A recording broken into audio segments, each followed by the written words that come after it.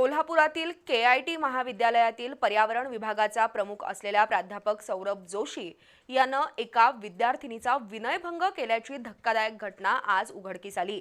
या प्रकरणी परजिल्ह्यातील 20 वर्षीय विद्यार्थिनीनं गोकुळ शिरगाव पोलीस ठाण्यात शुक्रवारी रात्री फिर्याद दिली। त्यानंतर घटनेचं गांभीर्य लक्षात घेऊन पोलिसांनी संशयित सौरभ संजय जोशीच्या विरोधात विनयभंगाचा गुन्हा दाखल करत त्याला अटक केली। आज न्यायालयानं त्याची न्यायालयीन कोठडीत रवानगी केली। तर केआयटी कॉलेज व्यवस्थापनानं प्राध्यापक सौरभ जोशीला निलंबित केलं असून त्याच्यावरील तक्रारींबाबत चौकशी समितीही नेमण्यात आली आहे। कोल्हापूर शहरातील बाबूजमाल दर्ग्याशेजारी स्मृती अपार्टमेंट इथं 38 वर्षीय सौरभ संजय जोशी राहतो।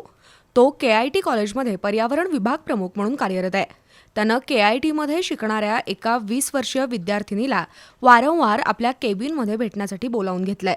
तसंच मोबाईलवर संदेश आणि फोन करण्यास सांगून तो स्वतःही तिच्याशी वारंवार संपर्क साधत होता। गेल्या 4 ते 5 महिन्यांपासून हा प्रकार सुरू होता।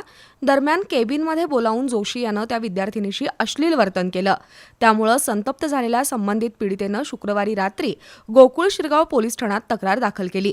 दरम्यान प्रकरणाचं गांभीर्य लक्षात घेऊन पोलिसांनी सौरभ जोशीच्या विरोधात विनयभंगाचा गुन्हा दाखल करत त्याला अटक केली। आज न्यायालयानं त्याला न्यायालयीन कोठडी सुनावली। शहरातील प्रतिष्ठित समजल्या जाणाऱ्या केआयटी महाविद्यालयात अशा प्रकारची घटना घडल्यानं परिसरात मोठी खळबळ उडाली आहे।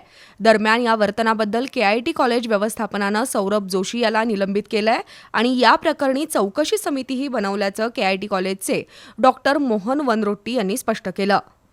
सिविल एंड एनवायरमेंटल डिपार्टमेंट के एक फैकल्टी डॉक्टर सौरभ जोशी के अगेंस्ट एक स्टूडेंट ने सेक्सुअल हरासमेंट का complaint Gokul Shirgaon police station में रजिस्टर किए हैं। हमें आज सुबह ही उस एफआईआर का कॉपी मिलते ही इमीडिएटली उस फैकल्टी को केआईटी मैनेजमेंट ने सस्पेंड किया है और एज पर द नॉर्म्स एक इन्वेस्टिगेशन कमेटी भी हमने बिठाया है।